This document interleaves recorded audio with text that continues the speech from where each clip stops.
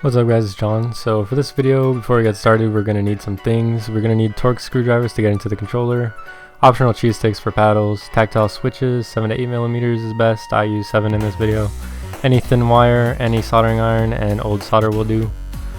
So to start on this part, we're just breaking in through the sticker to get to the screw behind the sticker.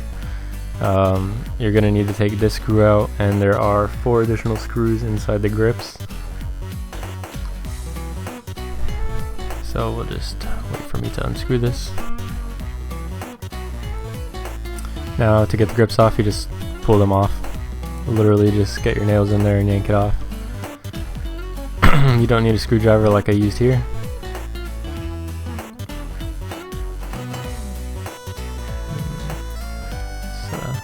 Could be tough the first time, but don't be afraid of breaking it. I was afraid of breaking it here. And then just unscrew the 4 screws that are on the 4 corners. These first 5 screws are all Torx T8 security screws, so they do have a hole in the middle of the screwdriver. And on the actual screws they have a pin.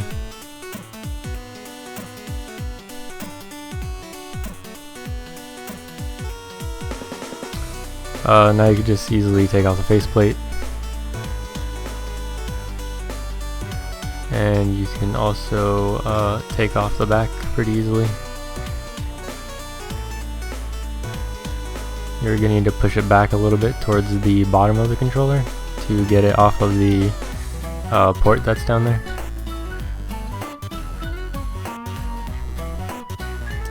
There you go, that should be easy. And then you're going to take out the 2 screws. Actually, let me see what I show here. Okay, so I unsoldered these first. So you're going to just go ahead and unsolder those. You might want to take a mental picture to see where they're positioned. Basically, the gray ones go above the red and black. The gray and black goes above red and black. And the gray and reds go to their positives, and the blacks go to their negatives.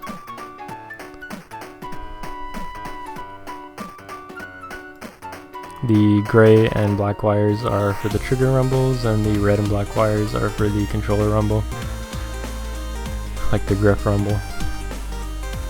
I don't know what they call it.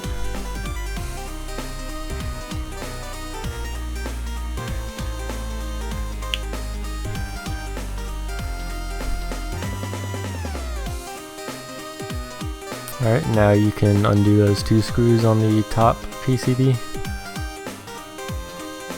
And here I didn't even show that. I just went ahead and unscrewed the 3 screws on the bottom PCB. So you can go ahead and do that as well.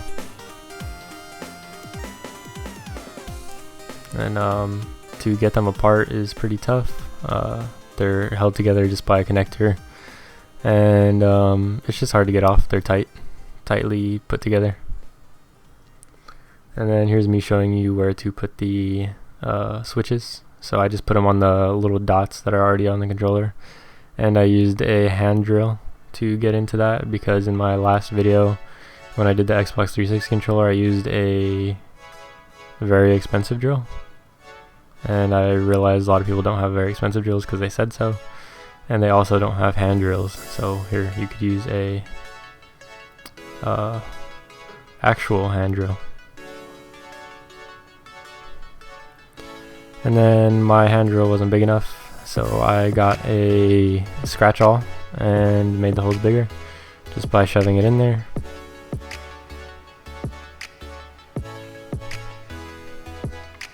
And then when I was done with this part, there's obviously like it was kind of rough around the edge of the hole, so I just cut it off with a razor blade, the extra plastic. And I believe I didn't show a video of that, or record a video of that, but you might want to sand it down. Oh, I also cut a piece off right there. It went by really fast, but I cut a piece off near the switch so the wires can go through under the controller. Not really necessary, I don't think. I think the wires will just smash and be okay.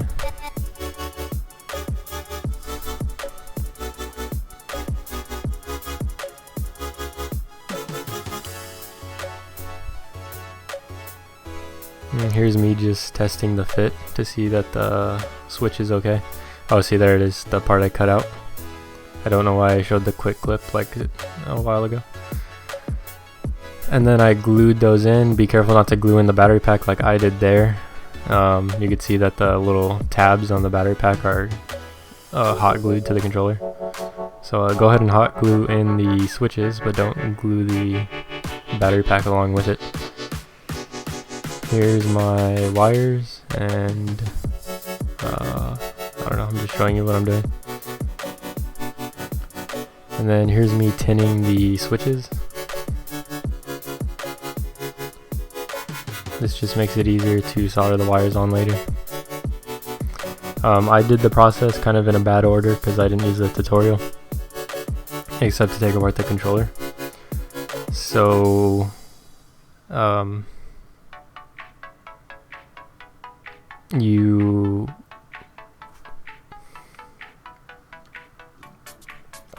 what was I gonna say?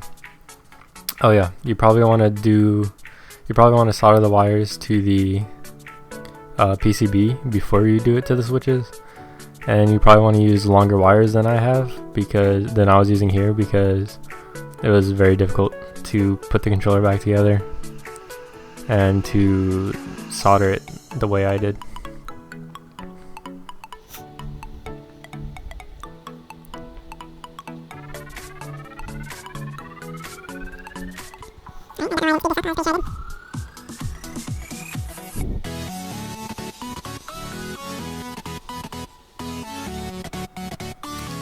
This is my B side, which is much shorter than my A side because my A button's on the left, or my A switch is on the left, my B switch is on the right, so the B one didn't need to be as long as A one. I made them very short. I do not recommend. It makes it much harder. There's my finished work in the form of a very bad live photo. I'm going to pause here for a second to say that taking out this part of the controller is very hard and very scary, because you feel like you're going to break the controller. But I promise you, just lift up very far on the back part of the controller where the hole is, and then pull it back towards you, and make sure that your bumpers are out of their slots, and you'll be okay. So this part, you're just going to grind down that black stuff with a blade until you reach the copper. If you just get to the silver, you're not far enough. It needs to be copper colored.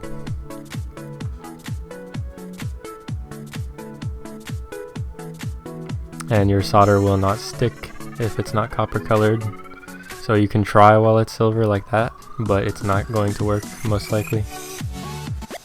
So yeah. Then your solder points should look like that.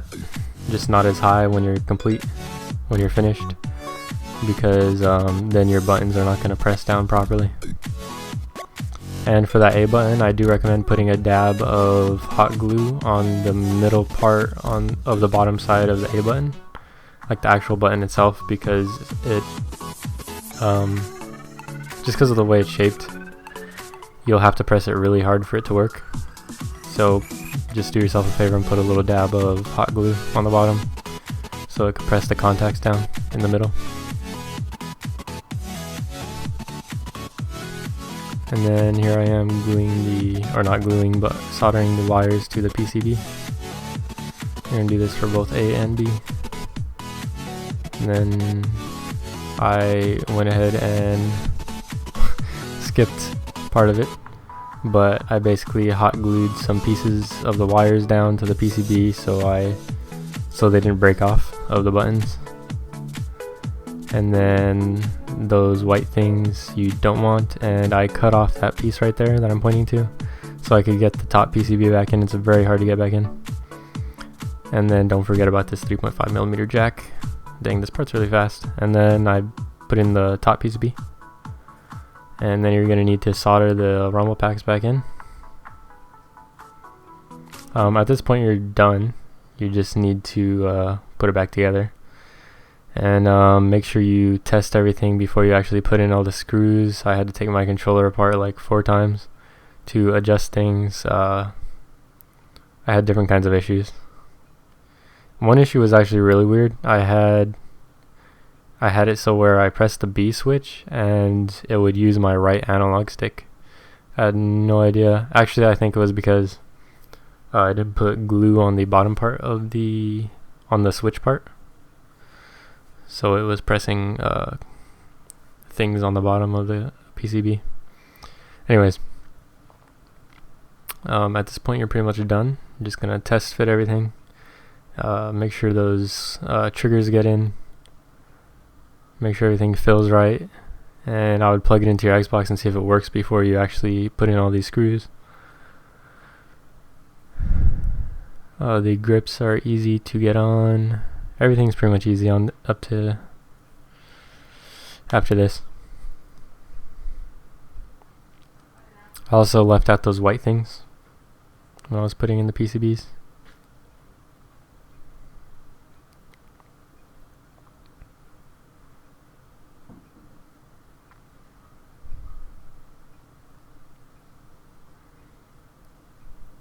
And then here is the optional part with the paddles.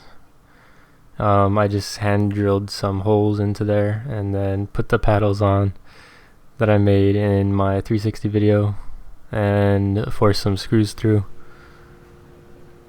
and then put it on. And that's how the paddles work. They're nice and crispy sounding.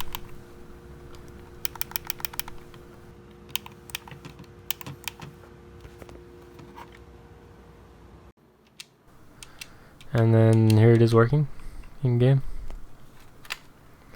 And if you got this far, then congrats. I hope you never have to open up an Xbox One controller again, because it is very frustrating.